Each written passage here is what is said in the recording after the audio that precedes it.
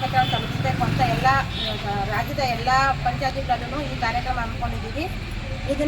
ಏನಂದರೆ ಈ ಮೂಲಕ ತಮ್ಮಲ್ಲಿ ಮನವಿ ಮಾಡಿಕೊಳ್ಳುವುದೇನೆಂದರೆ, ಕೇಂದ್ರ ಸರ್ಕಾರ ಗ್ರಾಮೀಣ ಬಡವರಿಗೆ ಸಂವಿಧಾನಬದ್ಧ ಉದ್ಯೋಗದ ಹಕ್ಕನ್ನು ಕಲ್ಪಿಸುವ ಕಾನೂನಾದ ಮಹಾತ್ಮ ಗಾಂಧಿ ರಾಷ್ಟ್ರೀಯ ಗ್ರಾಮೀಣ ಉದ್ಯೋಗ ಖಾತ್ರಿ ಕಾಯ್ದೆಯನ್ನು ಜಾರಿಗೊಳಿಸಿ ಬಡವರ ಬದುಕಿಗೆ ಆಸರೆಯನ್ನಾಗಿಸಿತ್ತು. ಆದರೆ ಇಂದಿನ ಕೇಂದ್ರ ಸರ್ಕಾರ ಏಕಾಏಕಿ ಇದನ್ನು ರದ್ದುಗೊಳಿಸಿದೆ. ಗ್ರಾಮೀಣ ಶ್ರೀಮಂತರನ್ನು ತೃಪ್ತಿಗೊಳಿಸುವ ಸಲುವಾಗಿ ನೂತನ VBG-ರಾಮ್ಜಿ ಕಾಯ್ದೆಯನ್ನು ಜಾರಿಗೆ ತಂದಿದೆ. ಇದು ಬಡವರ ಉದ್ಯೋಗದ ಹಕ್ಕನ್ನು ಕಸಿಯುವ ಮತ್ತು ಬಡವರಿಗೆ ಉದ್ಯೋಗವಿಲ್ಲದೆ ಮಾಡುವ ಬಡವರ ವಿರೋಧಿ ಕಾನೂನಾಗಿದೆ. ಆದ್ದರಿಂದ ಈ ಕಾನೂನನ್ನು ಕೂಡಲೇ ರದ್ದುಗೊಳಿಸಬೇಕು. ನರೇಗಾ ಕಾನೂನನ್ನು ಪುನರ್ ಜಾರಿಗೊಳಿಸಲು ಕೋರುತ್ತೇವೆ. ಹಾಗೆಯೇ ಕಾರ್ಮಿಕರ ಕಾನೂನುಗಳನ್ನು ರದ್ದುಗೊಳಿಸಿ ಬಂಡವಾಳಶಾಹಿ ಪರ ಕಾನೂನುಗಳಿಗೆ ಗುರಿ ಮಾಡುವ ವಿಧಾನವಾಗಿದೆ. ಆದ್ದರಿಂದ ಈ ಕಾರ್ಮಿಕ ಸಂಹಿತೆಗಳನ್ನು ಕೂಡಲೇ ರದ್ದುಗೊಳಿಸಬೇಕು. ಹಿಂದೆ ಇದ್ದಂತಹ ಕಾರ್ಮಿಕ ಕಾನೂನುಗಳನ್ನು ಪುನರ್ ಜಾರಿಗೊಳಿಸಬೇಕು ಎಂದು ಕೋರುತ್ತೇವೆ. ಅಸಂಘಟಿತ ಕಾರ್ಮಿಕರು ಮತ್ತು ಸ್ಕೀಮ್ ನೌಕರರನ್ನು ಕಾಯಂಗೊಳಿಸಬೇಕು. ಗ್ರಾಮ ಪಂಚಾಯತಿ ನೌಕರರು ಅಸಂಘಟಿತ ಕಾರ್ಮಿಕರಿಗೂ EPL ರೇಷನ್ ಕಾರ್ಡನ್ನು ಕಲ್ಪಿಸಬೇಕು ಎಂದು ಒತ್ತಾಯಿಸುತ್ತೇವೆ. ಕರ್ನಾಟಕ ರಾಜ್ಯ ಸರ್ಕಾರ ಬಡವರಿಗೆ ನಿವೇಶನ ಕಲ್ಪಿಸುವಲ್ಲಿ ತುಂಬಾ ವಿಳಂಬ ನೀತಿಯನ್ನು ಅನುಸರಿಸುತ್ತಿದೆ. ಬಡವರಿಗೆ ತೀವ್ರ ಸಂಕಷ್ಟಗಳು ನಿರ್ಮಾಣವಾಗಿದ್ದು, ಬಡವರಿಗೆ ಮನೆ ನಿವೇಶನ ಕಲ್ಪಿಸಬೇಕೆಂದು ಒತ್ತಾಯಿಸುತ್ತೇವೆ. ಭೂಹೀನ ಬಡವರು ಕಳೆದ 40 ವರ್ಷಗಳಿಂದ ಸರ್ಕಾರಿ ಭೂಮಿಯನ್ನು ಉಳುಮೆ ಮಾಡುತ್ತಿದ್ದು, ಆ ಜಮೀನಿನ ಹಕ್ಕುಪತ್ರಕ್ಕಾಗಿ ಅರ್ಜಿ 53, 57 ಹಾಕಿ ಹಲವು ವರ್ಷಗಳಾಗುತ್ತಿದೆ. ಆದರೂ ಕೂಡ ಬಡವರಿಗೆ ಹಕ್ಕುಪತ್ರ ಕಲ್ಪಿಸುತ್ತಿಲ್ಲ.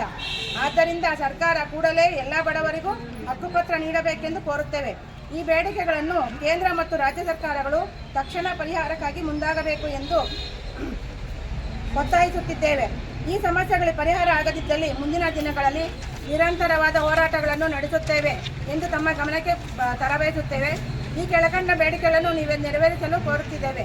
ಮಹಾತ್ಮ ಗಾಂಧಿ ರಾಷ್ಟ್ರೀಯ ಗ್ರಾಮೀಣ ಉದ್ಯೋಗ ಬಡವರಿಗೆ ಮರಣ ಶಾಸನವಾದ VBG-ರಾಮ್ಜಿ ಕಾಯ್ದೆ ರದ್ದುಗೊಳಿಸಿ, ನರೇಗಾ ಮೂಲಕ ವಾರ್ಷಿಕ 200 ದಿನ ಕೆಲಸ, 700 ರು ಕೂಲಿಗೆ ಆಗ್ರಹಿಸಿ, ಎಲ್ಲ ಬಡವರಿಗೆ ನಿವೇಶನ ಮನೆ ಕಲ್ಪಿಸಲು ಆಗ್ರಹಿಸಿ, ಬಗರ್ ಹುಕುಂ ರೈತರ ಹಕ್ಕು ಪತ್ರಕ್ಕಾಗಿ ಅರ್ಜಿ 53, 57 ಹಾಕಿರುವ ಎಲ್ಲರಿಗೂ ಹಕ್ಕುಪತ್ರಕ್ಕಾಗಿ ಆಗ್ರಹಿಸಿ, ಕಾರ್ಮಿಕ ವಿರೋಧಿ 4 ಕಾರ್ಮಿಕ ಸಂಹಿತೆಗಳನ್ನು ಹಿಂಪಡೆಯಿರಿ, ಅಸಂಘಟಿತ ಕಾರ್ಮಿಕರಿಗೆ ಕನಿಷ್ಠ ವೇತನ 36,000 ರೂಪಾಯಿಗೆ ಒತ್ತಾಯಿಸಿ ಮತ್ತು ಕಾಯಂಗೊಳಿಸಲು ಆಗ್ರಹಿಸಿ, ಮಸಣ ಕಾರ್ಮಿಕರನ್ನು ಗುರುತಿಸಿ ದೃಢೀಕರಣ ಪತ್ರ ನೀಡಿ ಮಾಶಾಸನ ಕಲ್ಪಿಸಿ, ಶವ ಸಂಸ್ಕಾರಕ್ಕೆ ಕೂಲಿ ನಿಗದಿಗೊಳಿಸಿ, ಅಗತ್ಯ ಸಾಮಗ್ರಿಗಳನ್ನು ಮತ್ತು ತಮಟೆಯನ್ನು ಕಲ್ಪಿಸಬೇಕು.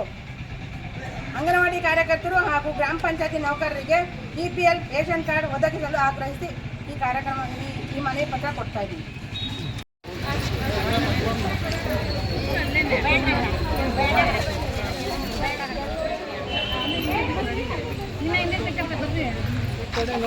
ನೌಕರರು ಮತ್ತು ಮೂಲ ಕಾರ್ಮಿಕರಿಗೆ ನಮ್ಮ ನರೇಗಾ ಕೆಲಸದಲ್ಲಿ ಧೋರಣೆ ಆಗಿದೆ ಅಂತ ಮನವಿ ಪತ್ರವನ್ನು ಕೊಟ್ಟಿದ್ದಾರೆ.